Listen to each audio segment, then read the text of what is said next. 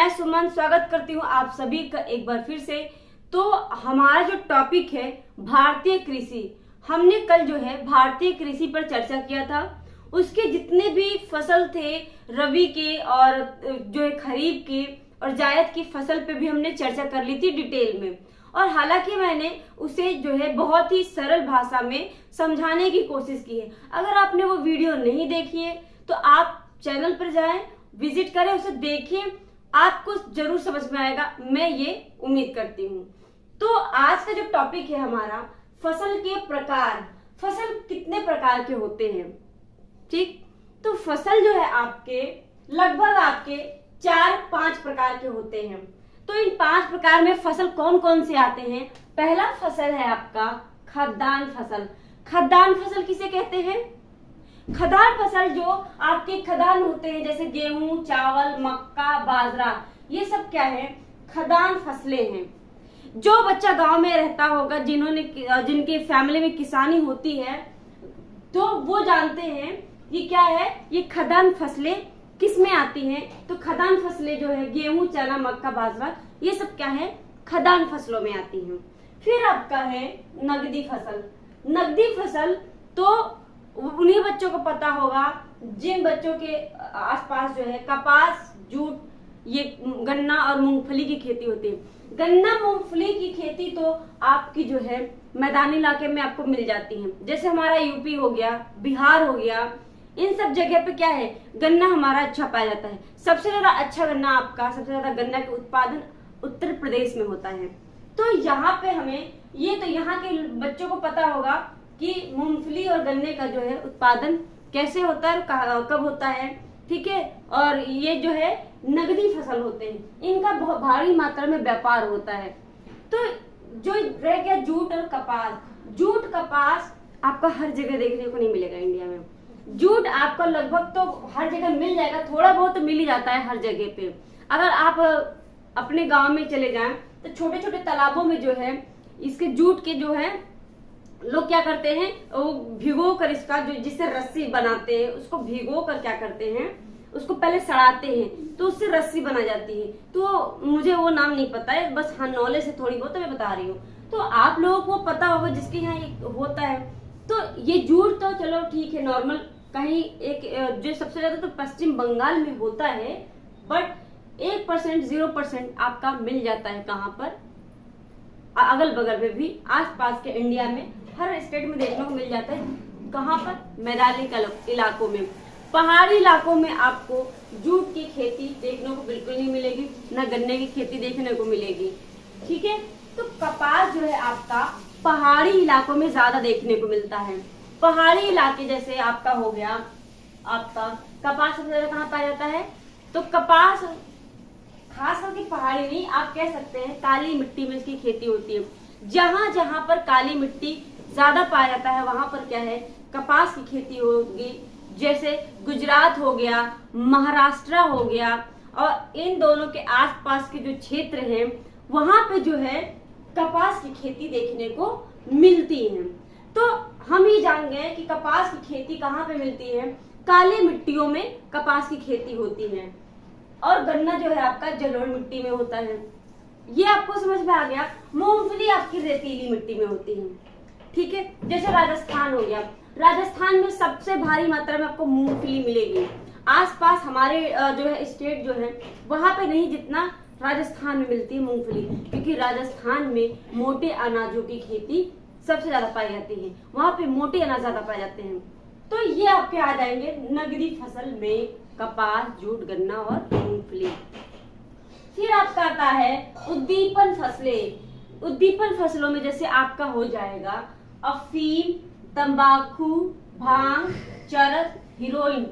Heroine Bollywood, Tollywood या आपका Hollywood वाली हीरोइन नहीं, हीरोइन आपका एक नशा पदार्थ होता है जिसका नाम है, ठीक है। तो ये अफीम, तंबाकू, भांग, चरस सब के सब इसमें नशीले वाली चीजें हैं। एक भी अच्छी चीजें नहीं है, सब के सब नशीले वाली चीजें। तो ये सारे किस में आ जाएंगे, आपके उद्दीपन फसलों में आ जाएंगे, ठीक है। एक क्वेश्चन है कि तंबाकू का जो सेंटर है, सेंट्रल कहाँ पर है, तंबाकू अनुसंधान केंद्र कहाँ पर है?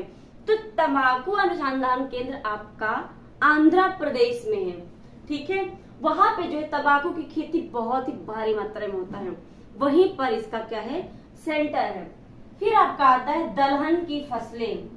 मैं बता दूं कि सबसे ज्यादा दाल जो है आपका पाया जाता है मध्य प्रदेश में।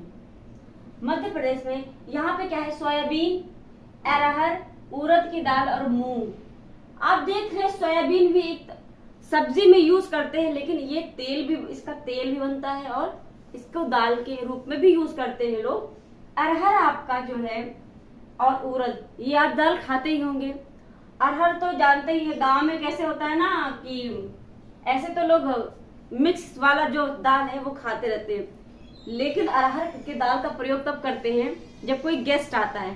तो गांव में जब दाल बने तो समझ लीजिए कोई गेस्ट आया हुआ है उनके यहाँ, तभी अरहर का दाल बन रहा है। ठीक है, मूंग की दाल भी आपकी जो है, ये सब क्या है, दलहन फसलें हैं। ये सब आपकी दलहन फसलें हैं। ठीक है, फिर आपका आता है तिलहन। तिलहन फसलें कौन कौन सी हैं? सरसों हो गया, सूरजमुखी हो गया, तिल हो गया। सरसों से तेल बनता है, सूरजमुखी से तेल बनता है, तिल से भी तेल बनता है। तो सिर्फ यही नहीं, इसके अलावा बहुत सारी चीजें हैं जिनसे तेल का जो है उत्पादन होता है, जिससे तेल प्राप्त होता है।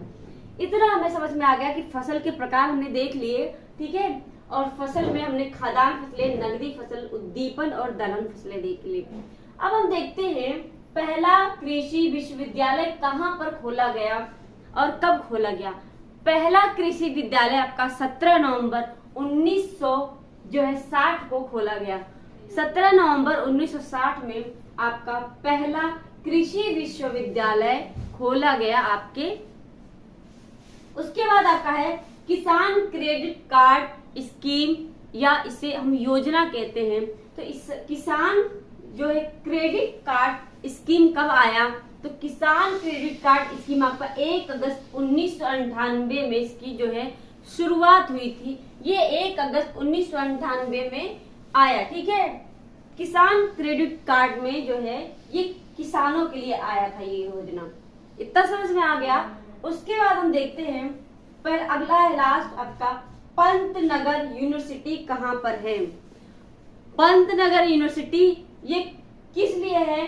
तो ये आपका यूनिवर्सिटी कृषि विश्वविद्यालय है। ये क्या है? कृषि विश्वविद्यालय।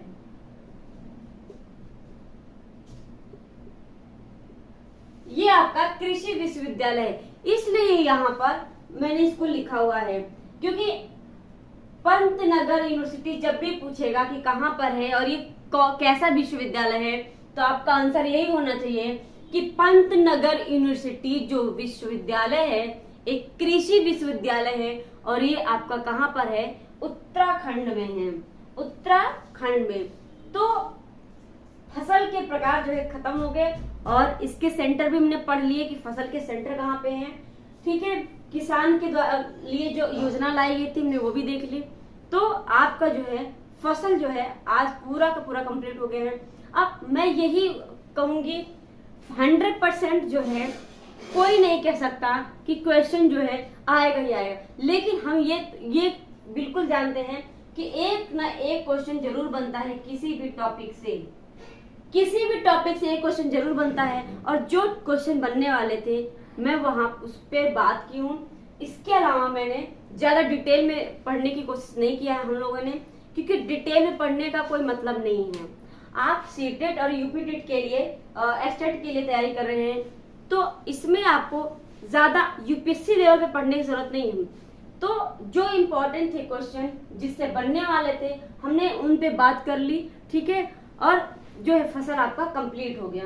तो मैं उम्मीद करती हूँ कि आपको क्लास आज की अच्छी लगी होगी, और आप अगर चैनल पर पहली बार आए हैं तो चैनल को सब्सक्राइब जरूर कीजिए, और जितनी भी वीडियो मैंने डाल रखी, जितनी भी क्लासेस हो चुकी है अब तक की, वो सारी क्लासेस जो है आप सीक्वेंस से देखें, आपको जो है अच्छा लगेगा। और आपका जो सीटेट, यूपीटेट और एस्टेट या किसी भी स्टेट का जो टेट होता है, तो उसमें आपको ये सारे के सारे जो है फायदा करेंगे, फायदा ही करेंगे। आपको पढ़ना ही पड़ेगा, या तो आप हमारी लैंग्वेज में हम जो है मातृभाषा में सीख लें, या तो फिर आप किताब उठाइए, किताब में हार्ड वर्ड लिखे होंगे, वो आपको समझ में नहीं आएगा, कंफ्यूज करेगा, टाइम लेता है। जब स्वयं से हम पढ़ते हैं तो हमें समझने में टाइम लगता है, लेकिन अगर कोई सामने से हमें समझा रहा है अपनी लैंग्वेज में तो हमें बहुत जल्दी समझ में आ जाता है। तो मैंने पूरी कोशिश यही की है कि मैं आपको आपके लैंग्वेज में, अपने लैंग्वेज में जो है